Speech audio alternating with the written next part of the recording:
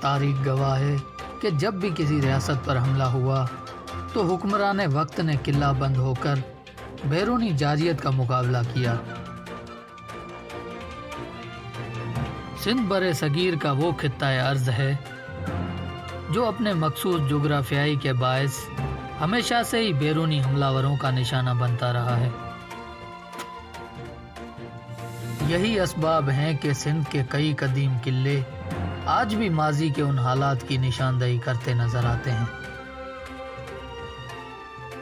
تاریخ کے جروکوں میں جھانکنے سے پتہ چلتا ہے کہ بحیثیت قوم سندھیوں نے اپنے دفاع کے لیے کئی جتن کیے ہیں، جن میں قلعوں کی تعمیر کا کردار کلیدی ہے۔ ان قلعوں کی خاموش در و دیوار حکمرانوں کی جانب سے سرفروشوں اور جری جوانوں پر ڈھائے گئے مظالم کی داستان سناتے نظر آتے ہیں۔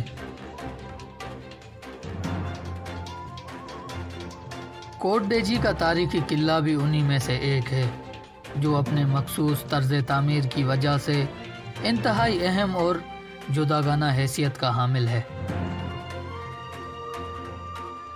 خیرپور ریاست کے بانی حکمران میر سوراب خان نے اپنی ریاست کے تحفظ کے لیے 3 قلعے تعمیر کروائے۔ ایک قلعہ امام گڑھ، دوسرا قلعہ شاہ گڑھ اور تیسرا قلعہ احمد آباد، جسے حرف عام میں کوٹ ڈیجی کا قلعہ بھی کہا جاتا ہے۔ روایات ہے کہ قلعے کا نقشہ ایک ایرانی انجینئر جس کا نام احمد تھا، اس نے بنایا تھا، اور قلعے کی تعمیر میر سوراب خان کے وزیر تعمیرات سرائی محمد صالح زہری بلوچ کی زیر نگرانی میں 1785 سے 1795 کے دوران عرصہ میں 10 سال میں مکمل ہوا۔ کوٹ ڈیجی کا قلعہ پتھریلے علاقے میں ہے، لیکن کاریگروں نے پختہ لیکن پکی اینٹوں کا ہی استعمال کیا ہے۔ قلعے کا نقشہ دور سے دیکھنے میں ترشول کی مانند محسوس ہوتا ہے۔ قلعے میں داخل ہونے کے لیے چٹان کے جنوبی حصے میں شاہی دروازہ بنایا گیا ہے۔ دیگر قلعوں کی طرح کوٹ ڈیجی کے قلعے کا مرکزی دروازہ 2 گول برجوں کے درمیان میں ہے۔ ماہرین کا کہنا ہے کہ یہ دروازہ دفاعی اعتبار سے انجینئرنگ کا کمال ہے۔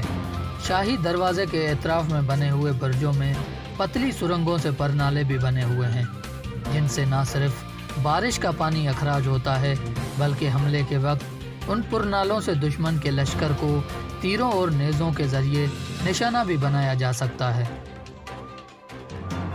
شاہی دروازہ سخت قسم کی لکڑی سے بنایا گیا ہے، جس پر 234 سے زائد نوکدار کیلیں بھی نصب کی گئی ہیں کہ اگر حملہ ور بذریعہ ہاتھی بھی اندر داخل ہونے کی کوشش کرے تو اسے بھی روکا جا سکے۔ 1.8 کلومیٹر رقبے پر پھیلے ہوئے اس چٹانی قلعے کی مغربی جانب شمال اور جنوب میں 3 جبکہ مشرقی حصے میں ایک بڑا برج واقع ہے۔ قلعے کے شمال مغربی حصے میں موجود یہ برج مریم کے نام سے مشہور ہے۔ کسی زمانے میں یہاں پر رکھی گئی ایک توپ کا نام مریم تھا، اسی نسبت سے اسے مریم برج کہا جاتا ہے۔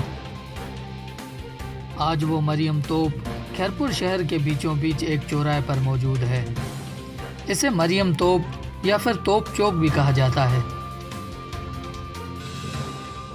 مریم توپ کے متعلق ماہرین کا کہنا ہے کہ یہ پرتگالی توپ ہے جو دریائے سندھ کے راستے کوٹ ڈیجی کے قریب اتاری گئی تھی، جسے میر سوراب خان نے 2 ہاتھیوں کی مدد سے کھچوا کر قلعے پر نصب کرائی تھی۔ قلعے کا چوتھا سب سے بڑا اور اہم برج سفن صفا، جو ملک میدان کے نام سے بھی جنوب مغربی حصے میں واقع ہے، جو گول اور بڑے دائرے کی شکل میں ہے۔ کہا جاتا ہے کہ اس برج پر رکھی ہوئی توپوں میں سے 2 اہم اور مہلت ترین توپیں تھیں، جس میں ایک سفن صفا اور دوسری ملک میدان کہلاتی تھی۔ یہ توپیں بھی میر سوراب خان نے پرتگالیوں سے خریدی تھی۔ سفن صفا برج دوسرے حصوں کی نسبت کچھ بلندی پر بنایا گیا ہے، جس پر چڑھنے کے لیے سیڑھیاں بنائی گئی ہیں۔ برج کے درمیانی حصے میں एक 10.8 फीट का कमरा भी बनाया गया है, जिसमें रोशनी और हवा के गुजरगाह के लिए खिड़कियां भी मौजूद हैं। यूं तो किला जिस अंदाज से तामीर किया गया है वो शानदार है, लेकिन सफन सफा ब्रिज कुछ यूं भी मुनफरद है कि अगर इस पर खड़ा होकर देखा जाए तो पूरा किला आंखों के सामने नजर आता है। कहा जाता है कि उस वक्त के चौकीदार यहीं से हर तरफ निगरानी करते थे। किले में उमराओं की रिहाइश का बंदोबस्त भी रखा गया है, जिसके लिए बिल्कुल ऊपरी हिस्से में जुनूबी मशरिक की जानिब एक मुस्तकिल से मैदान में मीर हरम है, जिसमें कुछ कमरे, बरामदा, सेन और किचन शामिल है। मीर हरम की दीवारें मजबूत और चौड़ी हैं, जबकि अंदरूनी हिस्सा नक्शो निगार से मजंदा, जो वक्त और हालात के साथ साथ ज़बूर हाल है। रिहायशी इमारत में मुगलिया दौर से मुशाबता लकड़ी का इस्तेमाल किया गया है। हरम के साथ ही गुलाम गर्दिश के नीचे शाही हिमाम भी था, जबकि बोरची खाना मुकम्मल कच्ची ईंटों से बनाया गया था। मीर हरम के चौदीवारी के बाहर ही एक वसी और अरीस टिकोना मैदान भी है, जिसमें एक जानिब फौजी परेड की जगह भी है, जबकि सामने सलामी के लिए चबूतरे नुमा स्टेज भी बनाए गए थे, जहां महफिल भी हुआ करती थी। किले में मीर हरम के सामने शुमाली हिस्से में एक तंगो तारीख बैरक भी है। माहिरीन का ख्याल है कि ये कैद खाना है, जिसमें उम्र कैद की सज़ा याफ्ता मुजरिमों को रखा जाता था। इस कैद खाने की तरह ये किला भी अब खामोश और वीरान है। जहां कभी उमराओं का जाहो जलाल था, 500 से ज़ायद सिपाही और उनके सिपह सालारों की चहल पहल हुआ करती थी, लेकिन वक्त ने यह सब किस्सा तारीख बना दिया। कोट डिजी के किले के पसगिरदाई में कदीम तहजीब के खंडरात आज भी हज़ारों सालों पुराने दौर की याद बने हुए हैं। माहिरीन आसार कदीमा का मानना है कि कोट डिजी तहजीब के ये खंडरात 2500 साल कबले मसीह हैं।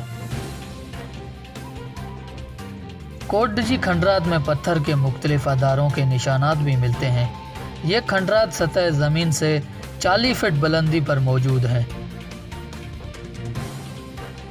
कोट डिजी का किला जिस पहाड़ी पर वाक़या है, अब उसके एतराफ़ में आबादी का दबाव बढ़ता जा रहा है, और जिसके बायस अब किले में जाने के लिए शहर की गलियों से गुजरना पड़ता है। ये किला सिंध में बनने वाले आखिरी किलों में शुमार होता है, जिसको महफूज बनाने के लिए अच्छे इक़दाम उठाने की ज़रूरत है। मरम्मत का मुस्तकिल अमल शुरू हो ताकि ये किले